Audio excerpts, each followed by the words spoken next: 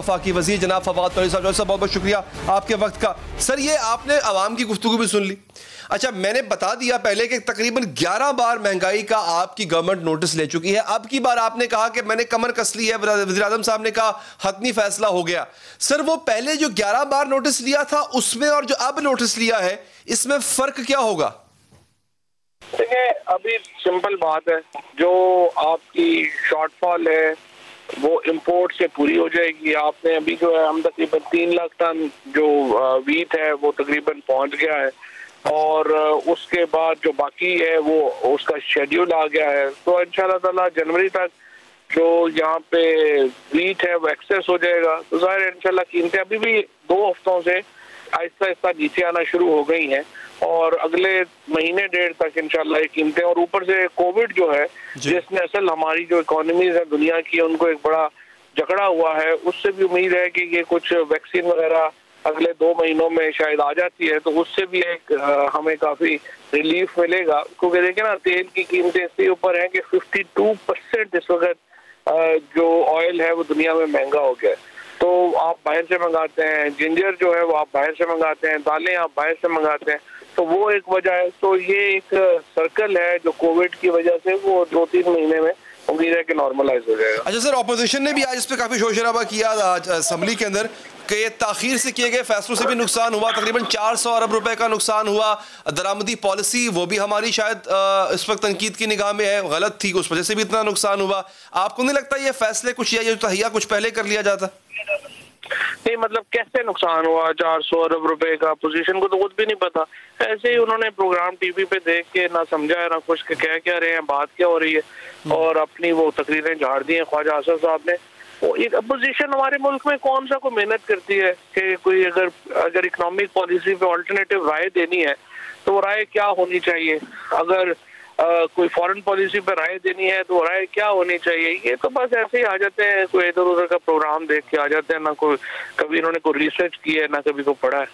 लेकिन सर, दवाइयां फिर महंगी कर दी गई। मतलब आज जब वज़ीर आज़म साहब बता रहे थे कि महंगाई कम करूंगा, उसी रोज दवाइयां फिर महंगी हो रही हैं। ये फार्मास्यूटिकल इंडस्ट्री क्यों आउट ऑफ कंट्रोल है सर? आपकी हुकूमत के कंट्रोल में नहीं आ पा रही? नहीं, बिल्कुल भी दवाइयां, ये देखे ना, ये तो जो पिछले मेरा ख्याल है कुछ 4 हफ्ते पहले का जो फैसला है वही फैसला है, और वो 20 दवाइयों के बारे में है। तकरीबन 15-16 साल से ये जो 20 दवाइयां थी इनकी कीमत नहीं बढ़ी, और उसकी वजह से जो मैन्युफैक्चरर है उन्होंने ये दवाइयां बनाना ही बंद कर दी। तो आप ब्लैक में ये जो मेडिसिन जिनकी कीमत बढ़ाने का हुआ है वो आप ब्लैक में पहले ही 10 गुना ज्यादा कीमत में ले रहे हैं। आप बढ़ने से ये पाकिस्तान में मैन्युफैक्चरिंग शुरू होगी तो आपको सस्ती मिलेंगी, और पहली बात तो ये कि मिलेंगी, दूसरी बात ये है कि सस्ती मिलेंगी। तो ये तो ऐसे ही जो है वो एक आई वुड से कि उसको सही पर्सपेक्टिव नहीं आया। ठीक है। अच्छा सर, मुझे ये बताइएगा कोई टाइम फ्रेम हम दे सकती है गवर्नमेंट के इतने अरसे तक रिलीफ मिल जाएगा? आटा, चीनी, मतलब जो बिल्कुल जरूरी अशिया हैं वो इतने टाइम तक सस्ती हो जाएंगी? आटा चीनी में इंशाल्लाह मुझे उम्मीद है कि तकरीबन 8 से 10 हफ्तों में कमी जो है वो नजर आना शुरू हो जाएगी। और इसी तरह से जो बाकी चीजें हैं वो थोड़ी कोविड से रिलेटेड है कि कब ये कोविड की वैक्सीन आए ताकि ये कुछ इंटरनेशनल इकोनॉमीज और ट्रेड जो है वो नॉर्मलाइज हो।